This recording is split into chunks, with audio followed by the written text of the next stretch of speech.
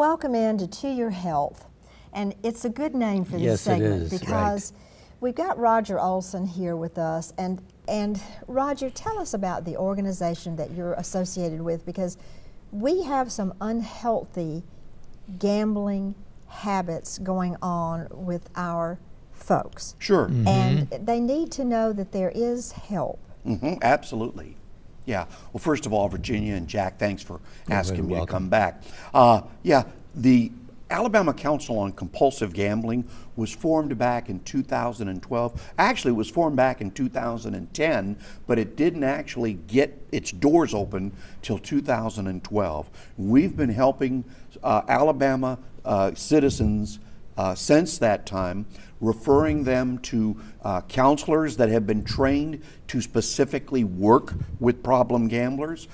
We also recommend to them support groups. There are many Gamblers Anonymous meetings here in the state. And so we're an advocacy group. We talk to people about problem gambling, the signs you should be looking for. And of course, the governor of our great state of Alabama, Kay Ivey, proclaimed this as Problem Gambling Awareness Month, and our theme this year is Have the Conversation. Okay, Right. And that's what we're doing this morning. Right. We're talking about problem gambling. Mm-hmm. And when we talk about problem gambling, Roger, because in our last show, we kind of alluded a little bit about the casinos and people going to the slot machines. But in the state of Alabama, where sports are king, Oh, absolutely. more money is probably wagered legally and illegally on sports betting than just about any other state in the union. Yes, and we know that per capita, there is more sports betting in Alabama per capita than any other state in the United States. We know that during March Madness, there is twice as much money that is bet on basketball than there is on the Super Bowl that we just had last month. So it's a very big business. Now, there's a lot of people that when they make those bets, they can do it within boundaries. But then there's a lot of people that, when it comes down to the Final Four, Jack, they're betting their Final $4 That's right. and more, Amen. trying to get through it. That's And right. those are the people that we want to reach out to and say, it's not your fault that you got addicted to gambling. Help is available, but it is your fault if you don't reach out and take advantage of that help. And again, we talk about problem gambler. It can start with a kid in high school. Yes. That's a lot of times where it starts. Very much so. Yeah, and at the college level, college students are twice as more apt to become problem gamblers than the general population. And then the general population. And then you get to our audience, seniors, that all of a sudden have a lot of time on their hands. Yes, And yes. maybe have a little additional money and say, well, let me just go and let me go just and fine if it's a little bit of socialization and a little bit of fun. But when it overtakes you, that's The fun the is warning. over. The fun is over. That's correct. And the one thing that I'll hear many times from the silver-haired problem gamblers is they'll say to me, well, Mr. Olsen, there was nothing else for me to do. And when you say nothing else, that's an absolute.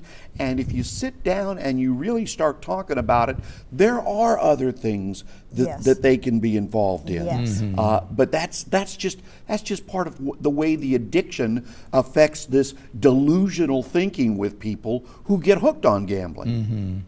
I just think it's very sad. I have known people who would gamble, and then when it came time to pay the light bill, Precisely. that money had been spent on gambling. That's right. And I think you've got a problem Yes. when you're gambling. You nailed it when you said when you are gambling with money you cannot afford to lose. That's right. That's a good benchmark. Yep. That's right. For me. And a warning sign for many children, because we're talking to grandparents right now, okay? Right. And kids, I get calls from adult children, okay? And they say, Mr. Olsen, we're not sure what's up. All of a sudden, Mom called and said, I can't pay the air conditioning bill this summer, okay?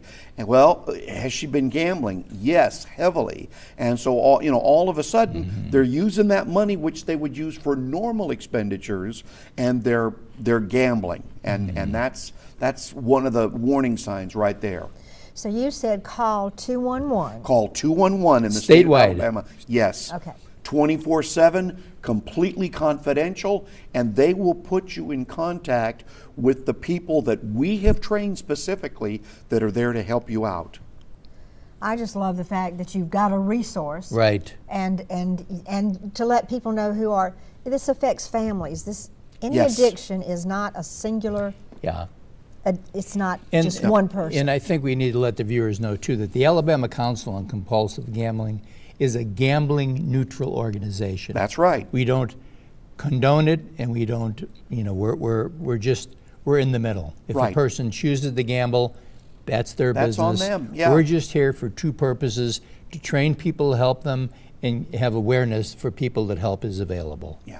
So first of absolutely. all, watch your habits when you're gambling. Yes. Yeah. You know, have enough sense to talk to yourself and Amen. say, That's where it "Ooh, starts if I with." shouldn't have done that. Maybe I won't do that again." Yeah.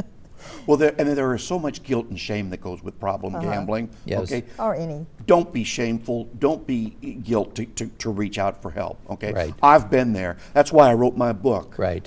Which anybody can get free of charge Good. if they call your office. That's Jeff. right. And you were showing the book on the screen right now. It's a book that Roger wrote, and it's, of course, free. Just call my office at 277-5000 and say you'd like a copy of the book. It'll give you information about gambling in general, and Absolutely. specifically about Roger's journey Yeah. through the gambling nightmare. Yeah. Okay. Yeah. Proud of you.